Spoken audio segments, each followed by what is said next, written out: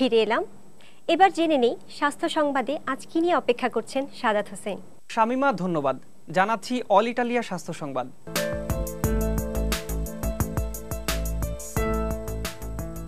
আইনি জটিলতার কারণেই বেশিরভাগ বেসরকারি হাসপাতাল আপাতত বন্ধ রেখেছে কিডনি প্রতিস্থাপন। তাদের মতে কিছুদিন আগে কিডনি ব্যবসার সাথে সার্জনদের জড়িত করায় এখন এই প্রতিস্থাপনের প্রতি অনাগ্রহী বেশিরভাগ কিডনি সার্জন।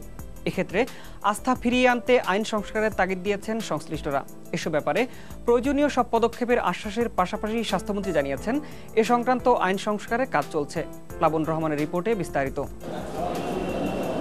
৬০ বছর বয়সী নেপাল চন্দ্র ঘোষ দুটি কিডনি নষ্ট হয়ে যাওয়ায় এখন বাঁচতে হলে তার প্রয়োজন কিডনি প্রতিস্থাপন। বিভিন্ন বেসরকারি হাসপাতালে কিডনি প্রতিস্থাপন বন্ধ রাখায় শেষ পর্যন্ত তাকে আনা হয়েছে জাতীয় কিডনি ইনস্টিটিউটে।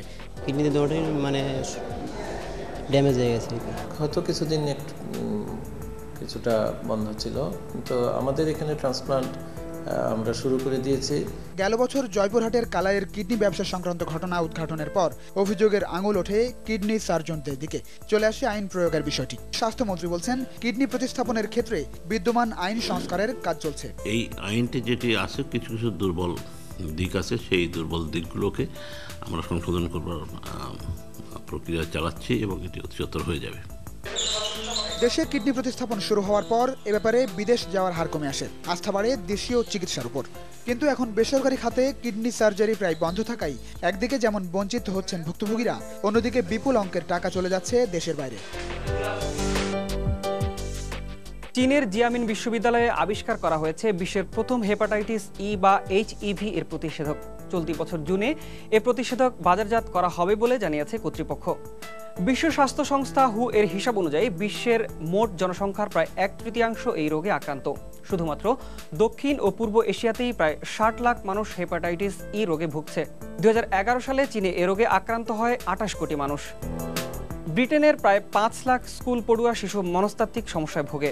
যুক্তরাজ্য ভিত্তিক একটি সামাজিক সংগঠনের সাম্প্রতিক গবেষণায় এই তথ্য প্রকাশিত হয়। বিশ্বমন্দার সময়েও বাবা মা তাদের শিশু সন্তানদের পেছনে যথাসাধ্য অর্থ ব্যয় করেছেন, কিন্তু গুড চাইল্ডহুড রিপোর্ট তাদের 2012 সালের প্রতিবেদনে প্রকাশ করেছে 8 থেকে 15 বছর বয়সী শিশুদের মধ্যে প্রায় 9% মানসিকভাবে বিপর্যস্ত। প্রতিবেদনে আরও বলা হচ্ছে বয়স বাড়ার সাথে সাথে মানসিক এই সমস্যা আরও বাড়তে থাকে। সংগঠনটি প্রায় 30,000 শিশুর উপর তাদের এই গবেষণা চালিয়েছে। দেশকে পোলিও মুক্ত ঘোষণা করেছে ভারত। কয়েক সপ্তাহ ধরে টিকাদান কর্মসূচি পরিচালনার পরেই এই ঘোষণা দেয় ভারত সরকার। ভারতের ঘনবসতিপূর্ণ উত্তরপ্রদেশ এবং বিহার রাজ্যে টিকাদান কর্মসূচি চালানোর পর এই ঘোষণা দেয়। দেশটির এই সাফল্যকে নজিরবিহীন হিসেবে উল্লেখ করেছে বিশ্ব স্বাস্থ্য সংস্থা। কয়েক বছর আগেও ভারতে পোলিও ভাইরাস মহামারী আকারে দেখা দিত, যা নিয়ন্ত্রণ করা ছিল খুবই কঠিন। বর্তমানে পাকিস্তান, আফগানিস্তান ও নাইজেরিয়া এই 3টি দেশ পোলিও ঝুঁকিতে রয়েছে। এ নিয়ে পাকিস্তান ও আফগানিস্তান ছাড়া পুরো দক্ষিণ এশিয়া পোলিও মুক্ত হলো।